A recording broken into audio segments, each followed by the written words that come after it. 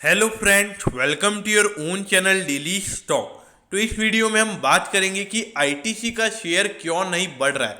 देखिए, जब से इसके रिजल्ट आए हैं तब से आईटीसी का शेयर बिल्कुल ठंडा पड़ा हुआ है और ये क्यों नहीं बढ़ रहा है, तो ये पूरी जानकारी मैं आपको इस वीडियो में देने वाला हूं। तो आप इस वीडियो को एंड तक जरूर देखिएगा। और दोस्तों, अगर आपको रोज इसी तरीके की अपडेट चाहिए तो आप प्लीज़ हमारे चैनल को जरूर सब्सक्राइब कर दीजिएगा, क्योंकि आपको रोज ये सारी अपडेट्स हमारे चैनल के ऊपर मिलने वाली है। तो चलिए शुरू करते हैं। तो ये देखिए सबसे पहली बात आती है कि आईटीसी का शेयर क्यों नहीं बढ़ रहा है। देखिए, सबसे पहला अगर मैं आपको रीजन बताऊं तो वो यही है कि तीनों क्वार्टर्स में अगर हम पिछले ईयर से कंपेयर करें कंपनी के रिजल्ट, तो वो इतने अच्छे नहीं आए हैं। लेकिन उसके पीछे और भी रीजन है। और जो दूसरा रीजन है वो ये है शेयर होल्डिंग पैटर्न। जो शेयर होल्डिंग पैटर्न है उसमें जब ऑलमोस्ट 40 से 45% का जो शेयर है, होल्डिंग है, वो रिटेल इन्वेस्टर्स के पास पड़ा हुआ है। तो उससे क्या होता है, मार्केट में डिमांड और सप्लाई बराबर हो जाता है। कभी एकदम से डिमांड ज्यादा हो जाती है, एकदम से कभी ज्यादा रिटेल इन्वेस्टर्स जाके साथ में खरीद लेते हैं, तो उस वक्त क्या होता है कि शेयर एकदम से बढ़ जाता है। फिर एकदम से वही रिटेल इन्वेस्टर्स वापस से एकदम हाई वॉल्यूम में आकर सेल कर देते हैं, तो वो शेयर वापस से गिर जाता है, फिर वो वापस से ऊपर जाता है। तो एक ये मेन इश्यू आईटीसी के अंदर बना हुआ है। और अगर आप बाकी होल्डिंग पैटर्न देखोगे तो ये प्रमोटर होल्डिंग, ये प्रमोटर्स के थ्रू फाइनेंस नहीं है पूरी, ये एफआईआईज और डीआईएच के थ्रू ये कंपनी रन की जाती है। तो ये भी आपको पता होना चाहिए। अब मैं आपको पूरा डिटेल में बताता हूं। अब ये देखिए, अगर आप देखोगे तो ये तीनों क्वार्टर्स का अगर आप देखोगे तो तीनों क्वार्टर्स में लगातार आपको इसका रेवेन्यू बढ़ता हुआ नजर आया है। ऐसा नहीं कि बढ़ता हुआ नजर नहीं आया, लेकिन ये क्यू है। क्या है ये क्यू? अब ये तीनों का मिला के कितना आता है, 36,000। कितना आता है, 36,000। तो उसके बाद अगर अभी आप एक और क्वार्टर में लगभग अगर आप 14-15 हजार मानते हो तो वो 50 से 51 हजार करोड़ का होता है। लेकिन इसका अगर आप टैक्स पेमेंट देखोगे तो टैक्स पेमेंट यहाँ पे हर क्वार्टर में आपको बढ़ता हुआ नजर आ रहा है। और ये आपको पता होना चाहिए कि आईटीसी का मेन काम क्या है, सिगरेट। इसका लगभग 60 से 70% जो रेवेन्यू है वो सिगरेट से आता है। तो इसीलिए यहां पर एक थोड़ा इश्यू बना हुआ है। और अगर आप इसकी सेल्स की बात करेंगे तो जो इसकी सेल्स है, इसकी सेल्स में जो 10% का रेवेन्यू कंट्रीब्यूशन है वो आता है होटल से। तो आपको पता होना चाहिए कि शुरुआत के 6 महीनों तक होटल्स नहीं चल रही थी। होटल्स के सेक्टर में बिल्कुल भी धंधा एकदम बिल्कुल ही मंदा पड़ा हुआ था। तो ये एक और कारण है कंपनी का प्रॉफिट कम होना पिछले साल के मुकाबले। अब ये नेट प्रॉफिट देखिए आप, इस बार देखिए तीनों क्वार्टर ऑन क्वार्टर यहां पर प्रॉफिट बढ़ता हुआ नजर आया है। लेकिन अगर आप तीनों क्वार्टर्स का प्रॉफिट मिलाओगे तो होता है 8,500 करोड़। तो इसका एवरेज अगर मानोगे तो 2,800 करोड़ होता है। लेकिन यहां पर पिछले क्वार्टर में 3,587 करोड़ कंपनी ने प्रॉफिट कमाया है। और अभी जो होटल का जो इसका धंधा है उसमें भी रिकवरी देखने को मिल रही है। तो ऐसा मुझे अनुमान है कि 4 से 4,500 करोड़ का प्रॉफिट आपको इस क्वार्टर में आईटीसी में देखने को मिल सकता है। तो अगर उतना प्रॉफिट आता है तो 8.5 तो ये है ही है कंपनी का तीनों क्वार्टर्स का। तो ईयरली बेसिस पर आपको 12,500 से 13,000 करोड़ का प्रॉफिट आईटीसी में देखने को मिल सकता है। लेकिन पिछले साल कंपनी ने प्रॉफिट कमाया था 15,300 करोड़ का। तो पिछले साल के मुकाबले आपको लगभग 15 से 20% की गिरावट कंपनी की प्रॉफिटेबिलिटी में देखने को मिल सकती है। अब ये देखिए इसका शेयर होल्डिंग पैटर्न देखिए आप, इसका share holding pattern mutual fund के पास देखिए, प्रमोटर्स इस कंपनी को नहीं चलाते। ये पूरी कंपनी जो फाइनेंस है ये एफआईआई और डीआईएच के थ्रू ही है। देखिए इन तीनों की होल्डिंग मिला के 57% है। कितनी है, 57%। और यहां पर जो रिटेल इन्वेस्टर्स की होल्डिंग है वो देखिए 43.77%। और ये एक कारण है जिसकी वजह से यहां पर आपको आईटीसी में इतनी बढ़ोतरी देखने को नहीं मिलती है। क्योंकि क्या होता है कि रिटेल इन्वेस्टर ज्यादा पेशेंट नहीं होता है। उसमें क्या होता है कि वो उतने शेयर खरीदा बेचा। मैं आपको लिख के कह देता हूं कि 43% में से सिर्फ 13% रिटेल इन्वेस्टर्स ऐसे होंगे जिन्होंने इसको होल्ड करके रखा होगा। होल्ड करके बाकी के 30% क्या करते होंगे, इसको शॉर्ट टर्म के लिए बाय किया, फिर उसके बाद एकदम से सेल किया। तो ये 30% का होल्डिंग इनके पास होना एक थोड़ा सा एक इंडिकेशन इंडिकेशन है जिसकी वजह से आपको यहां पर आईटीसी बढ़ता हुआ नजर नहीं आ रहा है। अब देखिए जो एफआईआई डीआईआईज है ये कभी कभी स्टेक बेचेंगे, मतलब इनका ऐसा नहीं कि ये रोज उस शेयर में छेड़छानी करेंगे, ये कभी कभी काम करेंगे। जैसे अभी इनकी महीने में एक बार इच्छा हो गई तो इन्होंने आईटीसी में बल्क बाइंग कर ली, तो कभी इनकी इच्छा हो गई तो बल्क सेलिंग कर दी। तो उस दिन क्या होता है, उसी दिन जिस दिन ये छेड़छानी करते हैं उस दिन आपको आईटीसी का शेयर आराम से 4 से 5% या मिनिमम 4 से 5% ऊपर या नीचे दिखता है।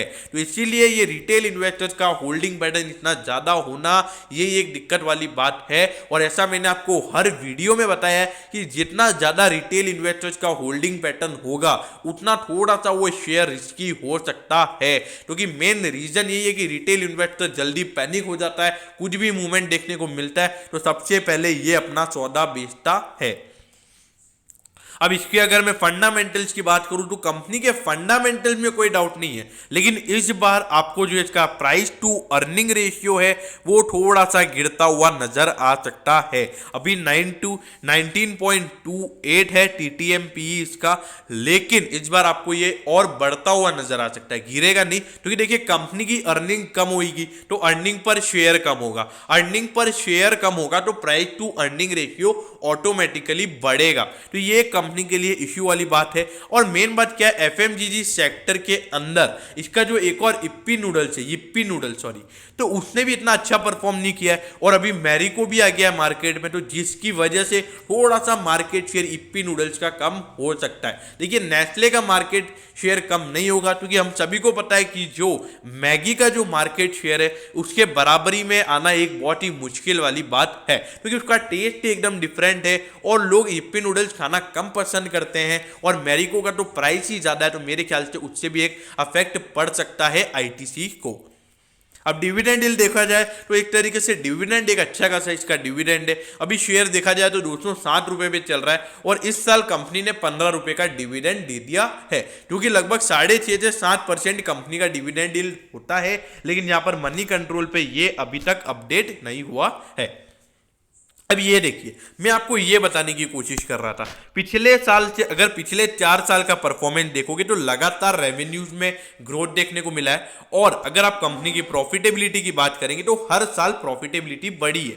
लेकिन पिछले साल कंपनी ने 15,300 करोड़ का मुनाफा कमाया था, जो कि इस बार अनुमान लगाया जा रहा है कि 12,500 से 13,000 कंपनी का टोटल प्रॉफिट निकल कर आएगा।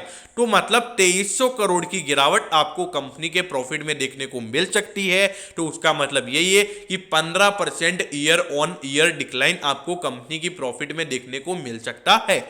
लेकिन इसका जो शेयर का प्राइस है वो बहुत ज्यादा गिर गया है। अब ये देखिए 367.70, अब ये शेयर कितने पे चल रहा है, 207 पे, मतलब 160 रुपए ये शेयर अपने हाई से डिस्काउंट पे मिल रहा है। तो इसका मतलब कितना है, 40 से 45% अपने हाई से गिरा हुआ है, और जो कि इसका हाईली प्रॉफिट था वो कितना गिर रहा है, 15 से 20% गिर रहा है। तो देखिए 15 से 20% गिर रहा है, तो उसके बाद अगर हम 15 से 20% इसमें हम माइनस भी कर दें तो लगभग 300 रुपए के लगभग निकल कर आता है। तो शेयर देखा जाए तो 300 रुपए मतलब लगभग 90 रुपए अपने फेयर वैल्यूएशन से भी आपको डिस्काउंट पे मिल रहा है। लेकिन मेरे ख्याल से इसमें एक दिन ऐसा होगा जो रिटेल इन्वेस्टर्स की लगभग 40 से 45% की होल्डिंग्स है वो आपको एफआईआई या डीआईआई के थ्रू बाइंग होती हुई नजर आएगी, या फिर म्यूचुअल फंड बाइंग करेंगे। उसके बाद थोड़ा सा ये रिटेल इन्वेस्टर्स का अगर कम से कम मिनिमम यहाँ पे अगर लगभग 10% की होल्डिंग अगर रिटेल इन्वेस्टर्स की कम होती है तो मेरे ख्याल से आपको आईटीसी में एकदम भयंकर अपवर्ड मूवमेंट देखने को मिलेगा। अब देखिए एज एन इन्वेस्टर अब आपको क्या करना चाहिए। देखिए जिन लोगों ने इसमें लॉन्ग टर्म इन्वेस्टमेंट किया हुआ है क्योंकि बने रहिए, क्योंकि 6 से 6.5% का डिविडेंड यील्ड और जितना आपको आज एफडी में भी नहीं मिल रहा है, तो यही समझिए कि आपका पैसा बैंक अकाउंट में पड़ा हुआ है और जिसके ऊपर आपको डिविडेंड मिल रहा है इंटरेस्ट के फॉर्म में। तो ये एक अच्छी बात है। अब और मेरे ख्याल से आने वाले समय में एक अच्छा खासा कैपिटल गेन भी आपको आईटीसी में देखने को मिलेगा। अब दूसरी बात आती है क्या अब इसमें लॉन्ग टर्म इन्वेस्टमेंट करना चाहिए? ये जरूर, इसमें अभी भी आपको लॉन्ग टर्म इन्वेस्टमेंट करना चाहिए। और अगर इसके बाद आपको इसमें गिरावट देखने को मिलती है तो मेरे ख्याल से आपको पैनिक नहीं होना चाहिए, आपको डिप में इसमें खरीदारी करते रहना चाहिए। क्योंकि मुझे ऐसा लग रहा है कि आईटीसी में जिस दिन एक दिन अपवर्ड मूवमेंट देखने को मिलेगा, ये शेयर रुकेगा नहीं, एकदम घोड़े की तरफ भागता ही रह जाएगा। अब देखिए तीसरी बात आती है, वो ये है शॉर्ट टर्म व्यू। देखिए 215 के लेवल पे एक स्ट्रॉन्ग रेजिस्टेंस बना हुआ है। 215 के बाद मतलब लगभग 216 या 217 के प्राइस के लेवल पे बाय करने को बोलूंगा, और टारगेट रखेंगे आप 235 से 240 का। जब 215 से 216 आता है तो आप महीने भर में लगभग 240 का टारगेट रख सकते हैं। तो दोस्तों मेरे ख्याल से यहाँ पर आईटीसी में आपकी ये रणनीति होनी चाहिए। और जब इसमें अच्छा खासा, अगर मेरे ख्याल से आपको पैनिक नहीं होना चाहिए, क्योंकि अच्छा खासा डिविडेंड यील्ड एक लॉन्ग टर्म ग्रोथ के लिए आपके पोर्टफोलियो में जरूर ऐसा शेयर होना चाहिए। और देखिए ये आईटीसी एक शेयर ही ऐसा है कि जो पूरा लॉन्ग टर्म इन्वेस्टर्स के लिए बना हुआ है, स्विंग ट्रेडर्स के लिए ये शेयर बना हुआ है ही नहीं है। तो इसीलिए आप पेशेंस रखिए, आपको इसमें जरूर आने वाले समय में अच्छे रिटर्न देखने को मिलेंगे। और मुझे ऐसी उम्मीद है कि आने वाला जो ये Q4 का जो इसका रिजल्ट होगा, वो इसके रिजल्ट अच्छे होंगे, क्योंकि इसका जो होटल्स का बिजनेस है उसमें एक अच्छी खासी रिकवरी देखने को मिल रही है। तो मेरे ख्याल से आप इसमें बने रहिए, आपको इसमें बने रहना है। तो दोस्तों मैं होप करता हूं कि आपको वीडियो अच्छी लगी होगी। तो देखिए दोस्तों, अगर आपको वीडियो अच्छी लगी हो तो प्लीज़ वीडियो को लाइक कर दीजिएगा और कमेंट करके बताइएगा कि आपको मेरी वीडियो अच्छी लगी या नहीं। और देखिए कमेंट करोगे तो उससे क्या होता है, मुझे मोटिवेशन मिलता है कि मैं और आपके लिए ऐसा कंटेंट ला सकूँ। ओके तो दोस्तों, रोज अगर आपको इसी तरीके की अपडेट चाहिए तो चैनल को सब्सक्राइब करना मत भूलिएगा। Okay, thank you, have a nice day.